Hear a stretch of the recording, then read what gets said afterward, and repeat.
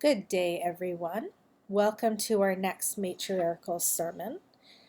We are discussing today the initiation into the divine feminine, one of the first steps into returning to matriarchy.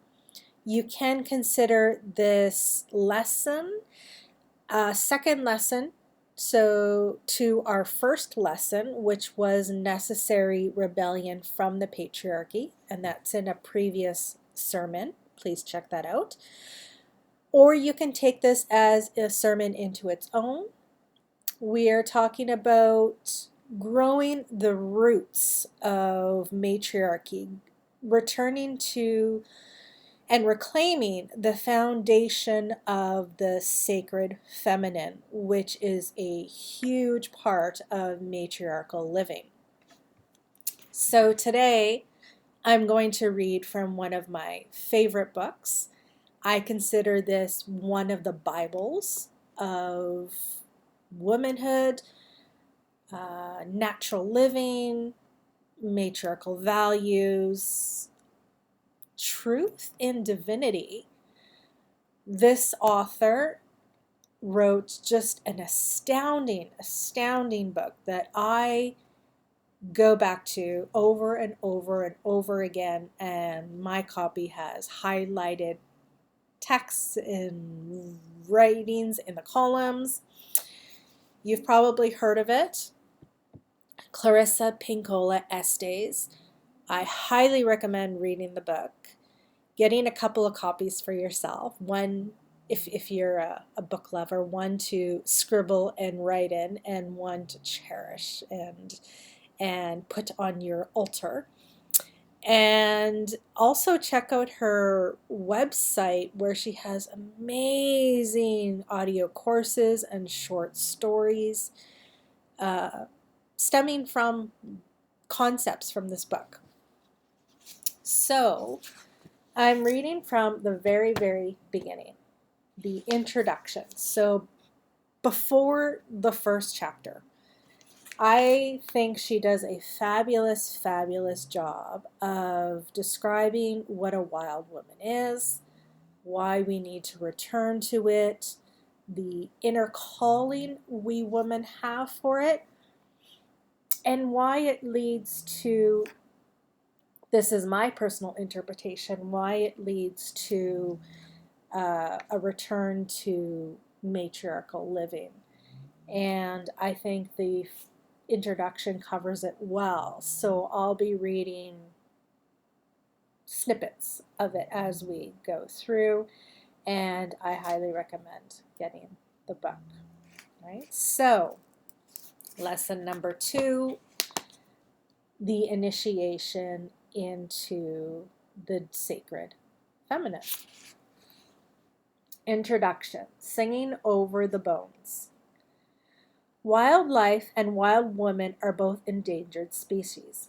Over time, we have seen the feminine, instinctive nature looted, driven back, and overbuilt. For long periods, it has been mismanaged like the wild life and the wild lands.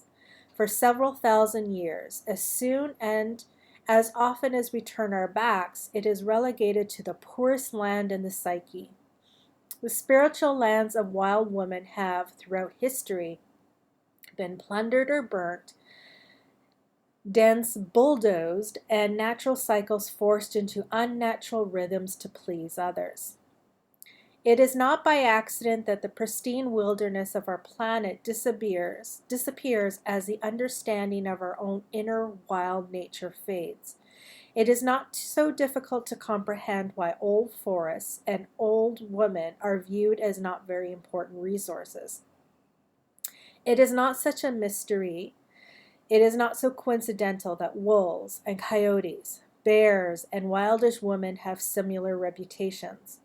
They all share related instinctual archetypes, and as such are both erroneously reputed to be ingracious, wholly and innately dangerous, and ravenous.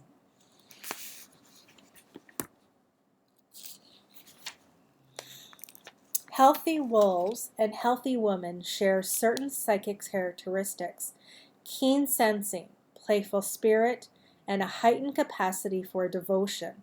Wolves and women are relational by nature, inquiring, possessed of great endurance and strength. They are deeply intuitive, intensely concerned with their young, their mates, and their pack. They are experienced in adapting to constantly changing circumstances. They are fiercely stalwart and very brave. Yet both have been hounded, harassed, and falsely imputed to be devouring and devious, overly aggressive, of less value than those who are their detractors. They have been the targets of those who would clean up the wilds, as well as the wildish environs of the psyche, instincting the instinctual and leaving no trace of it behind. The predation of wolves and women by those who misunderstand them is strikingly similar. I'd like to add another one to this, witches, which is kind of funny, the WWW. And maybe another one, a world as well, the natural world. Isn't it funny how we've all been sort of treated the same in the acts of aggression towards us, and it's all because of our raw and real nature of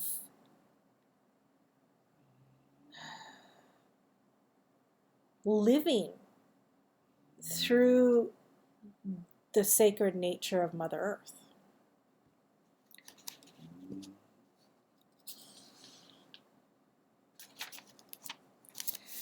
A woman's issues of soul cannot be treated by carving her into a more acceptable form as defined by an unconscious culture, nor can she bend into a more intellectually acceptable shape by those who claim to be the soul bearers of consciousness.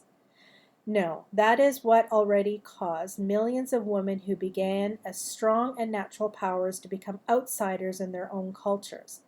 Instead, the goal must be retrieval and succor of the women's beauteous and natural psychic forms. I'll discuss this a little further in a bit.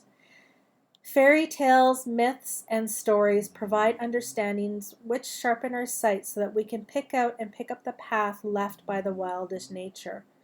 The instruction found in story reassures us that the path has not run out, but still leads women deeper and more deeply still into their own knowing.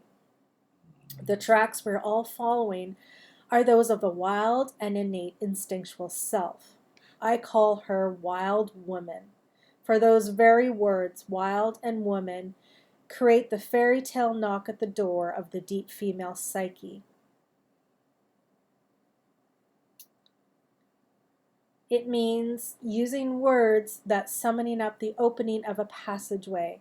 No matter by which culture a woman is influenced, she understands the world wild and woman intuitively.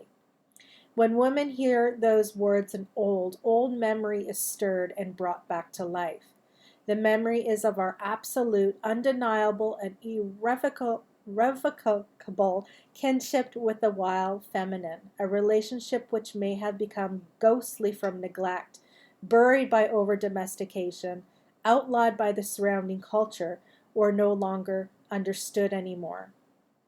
We have forgotten her names. We may not answer when she calls ours, but in our bones we know her. We yearn towards her. We know she belongs to us and us to her. It is into this fundamental, elemental, and essential relationship that we were born, and that in our essence we are also derived from. The wild woman archetype, she's the alpha matrilineal being. There are times when we experience her, even and only fleetingly, and it makes us mad with wanting to continue. For some women, this vitalizing taste of the wild comes during pregnancy, during nursing their young, during the miracle of change in oneself as one raises a child, during attending to a loving relationship as one would attend to a beloved garden. A sense of her also comes through the vision, through sights of the great beauty, I have felt her when we call into the woodlands a Jesus God sunset. I have felt her move in me from seeing the fishermen come up from the lake at dusk with lanterns lit, and also seeing my newborn baby's toes all lined up in a row of sweet corn. We see her where we see her, which is everywhere. She comes to us through sound as well, through music which vibrates the sternum, excites the heart. It comes through the drum, the whistle, the call, and the cry. It comes through the written and the spoken word. Sometimes a word, a sentence, a poem, or a story is so resonant, so right, it causes us to remember, at least for an instant, what substance we are really made from and where is our true home. These transient tastes of the wild come during the mystique of inspiration. Ah, there it is. Oh, now it has gone. The longing for her comes when one happens across someone who has secured this wildish relationship. The longing comes when one realizes one has given scant time to the mystic cook fire or a dream time, or too little time to one's own creative life, one's life's work, or one's true loves. Yet it is these fleeting tastes which come both through beauty as well as loss that causes us to become so bereft, so agitated, so longing, that we eventually must pursue the wildest nature. Then we leap into the forest or into the desert or into the snow and run hard, our eyes scanning the ground, our hearing sharply tuned, searching under, searching over, searching for a clue, a remnant, a sign that she still lives, that we have not lost our chance. And when we pick up her trail, it is typical of women to ride hard to catch up, to clear off the desk, clear off the relationship, clear out one's mind, turn to a new page, insist on a break the rules, stop the world, for we are not going on without her any longer. Once women have lost her and then found her again, they will contend to keep her for good. Once they have regained her, they will fight and fight hard to keep her. For with her, their creative lives blossom. Their relationships gain meaning and depth and health. Their cycles of sexuality, creativity, work, and play are reestablished. They are no longer marks for the predations of others. They are entitled equally under the laws of nature to grow and to thrive. Now their end of the day fatigue comes from satisfying work and endeavors, not from being shut up in too small a mindset, job, or relationship. They know instinctively when things must die and when they must live, and they know how to walk away, they know how to stay. When women reassert the relationship with the wildest nature, they are gifted with a permanent and internal watcher, a knower, a visionary, an oracle, an inspiratress, an intuitive, a maker, a creator, an inventor, and a listener who guide, suggest, and urge vibrant life into the inner and outer worlds. When women are close to this nature, the fact of the relationship glows through them. This wild teacher, wild mother, wild mentor supports their inner and outer lives no matter what. I call this the great mother, as opposed to the great father of the patriarchy. You know, the man-made God in the sky who makes us, and then the husband and father, head of the household, to the wife and the children, to the CEOs and leaders of the corporations who are often men, to the workers who do them. I flipped the script and I call it the Great Mother. The Great Mother, the Matriarchy, whether it is an actual physical mother to the young, to an internal mother to our child, to Mother Nature, our real and truthful God, to the great cosmic mother, which I talk about in my first matriarchal sermon, to the mother behavior, whether it's like a mother bear defending her cubs, to everything that a instinctual, intuitive mother is. She talks about the wild woman. It's just, yeah, we all have different ways of describing it.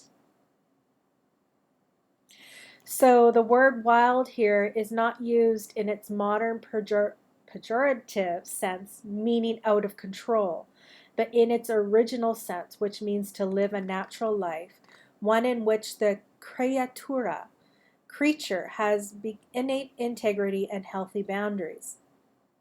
These words, wild and woman, because women remember who they are and what they are about.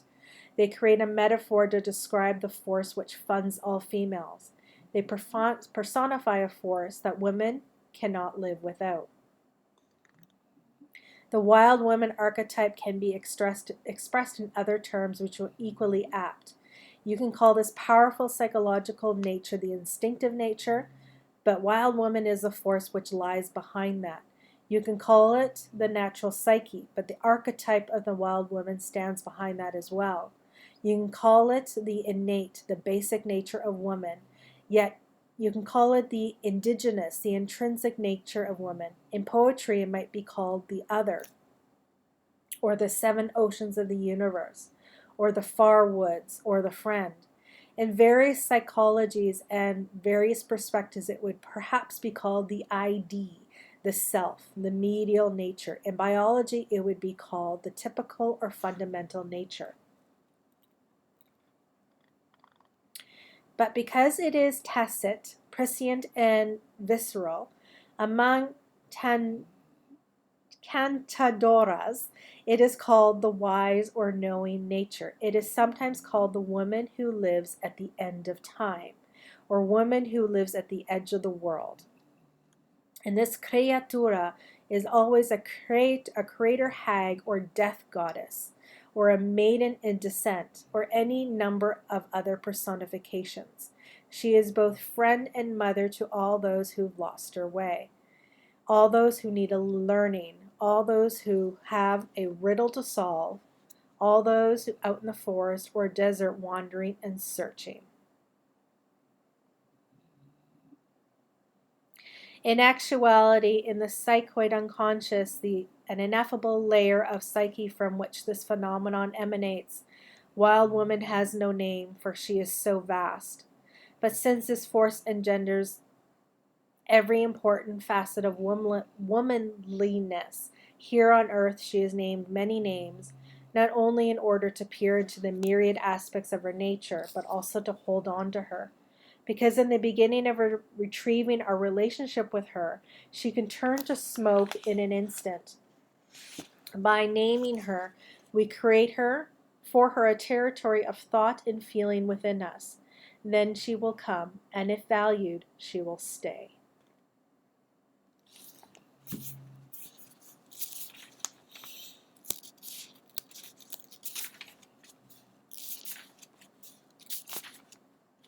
Isn't that amazing?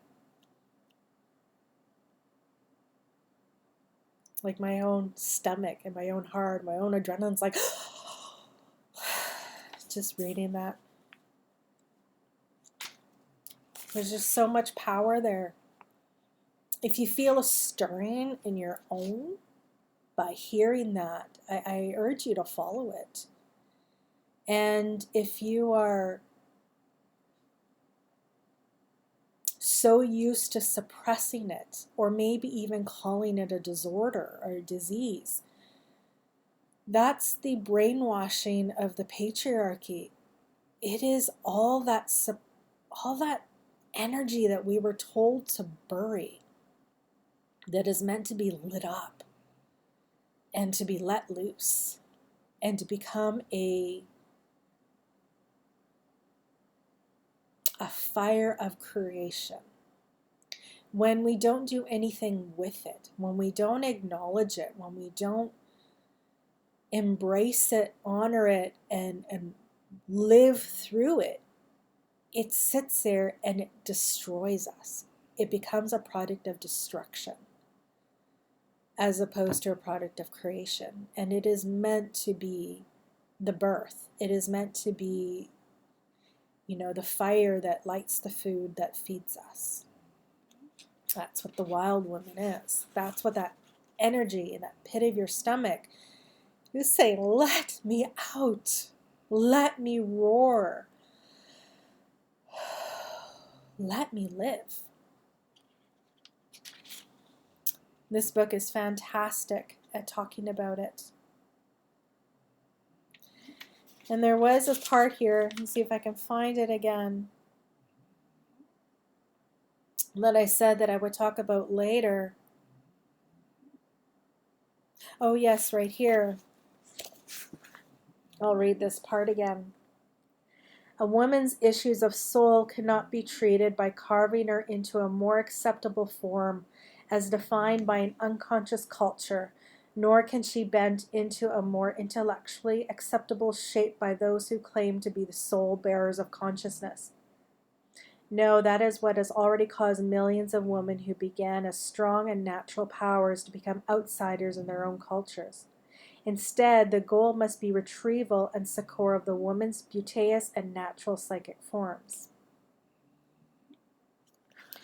This is where I speak about feminism a lot.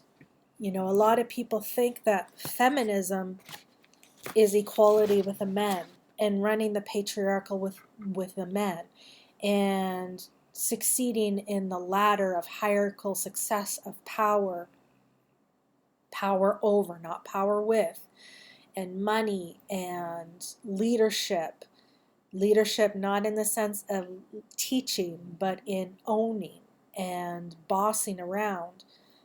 They think that women playing this game is feminism, and it's not. It is the ultimate betrayal to our real female power. We have strived so far for our innate wild woman that we have denied and repressed and shamed the innateness of who we are to play a game that was designed to shame, bully, oppress, and push us down. So we have become now the evil in our own making.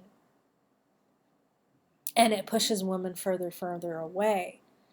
And you'll see this a lot in, movies, in stories. This is one of my biggest beefs of seeing women in roles of equality.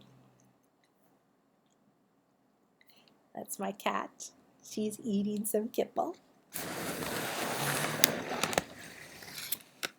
There she is. I think that was aptly timed because I think women need to watch cats more.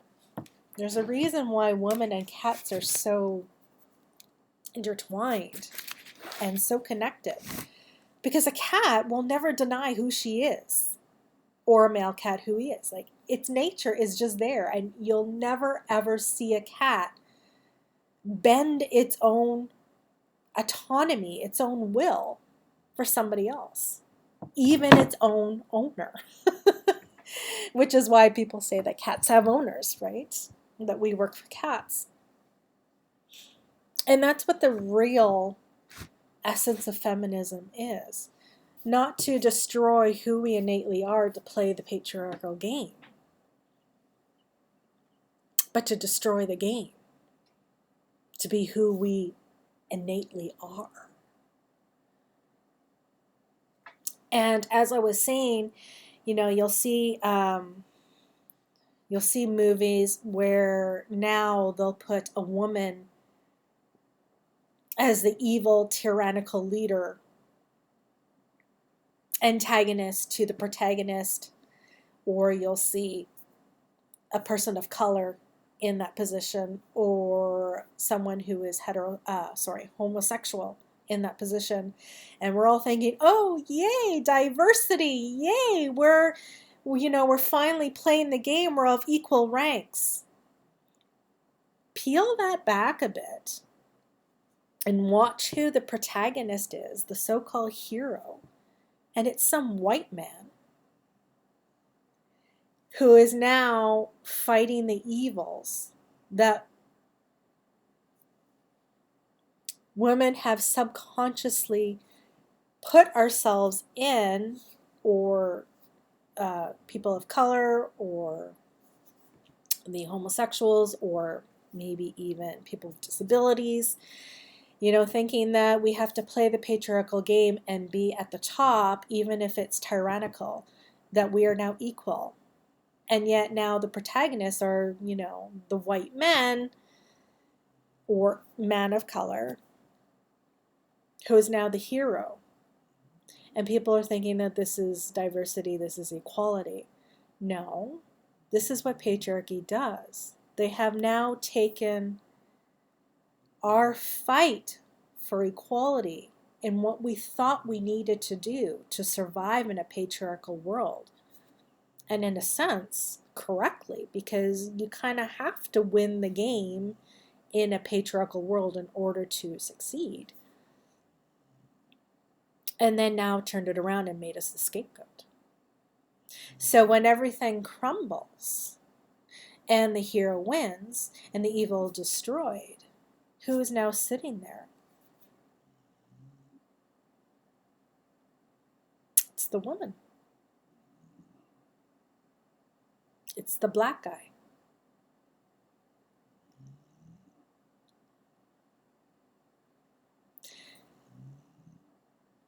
The patriarchy will always protect its own. Even when we play the game and win at the game, when they ultimately win again, because they will, they designed it that way, we will become the scapegoats.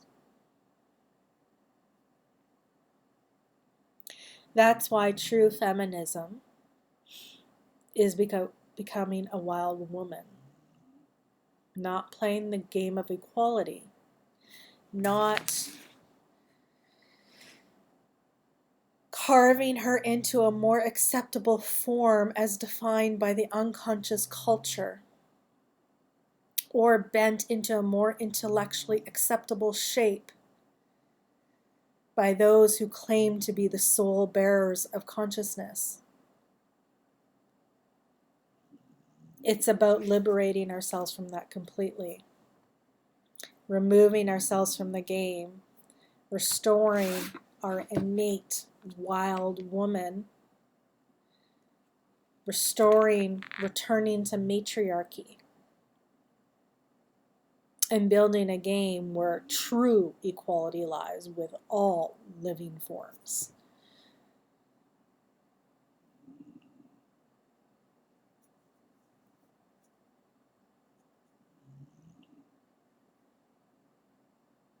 So I urge in this second lesson the initiation of the divine womanhood, of the sacred balance of nature. Regardless if you're a man, woman, animal, plant, mineral, as a living, vital being on this earth and this great cosmos, the initiation is to, one, return to the wild woman inside of you, and two, realize that real equality, real liberation is by not playing the game of the unconscious, but now diving deep into our suppressed fire and building a new world, rebuilding the matriarchy through that.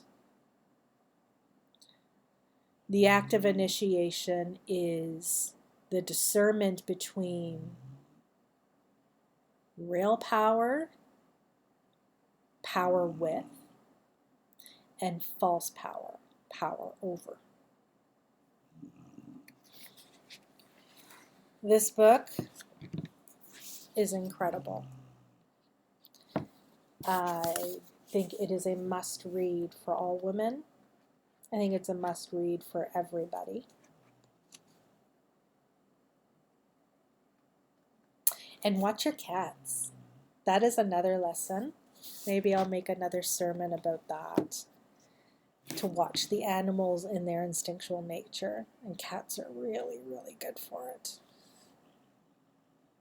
So I'm going to end the sermon here.